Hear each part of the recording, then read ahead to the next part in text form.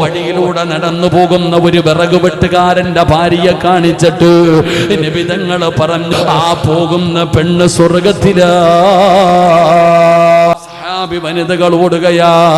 വിറക് വെട്ടുകാരന്റെ ഭാര്യയുടെ കയ്യിൽ പിടിച്ചിട്ട് അവിടെന്ന് ചോദിച്ചു, എന്ത് നന്മയാണ് ചെയ്യുന്നത്? ആ പെണ്ണ് എത്ര ആലോചിച്ചിട്ടും പറയാനൊരു നന്മയുമില്ല. അവസാനം ആ പെണ്ണ് പറയുകയാ, ഞാൻ സ്വർഗത്തിലാണെന്ന് അള്ളാന്റെ റസൂല് പറയണമെങ്കിൽ ഒരേ ഒരു കാരണമേ ഉള്ളൂ.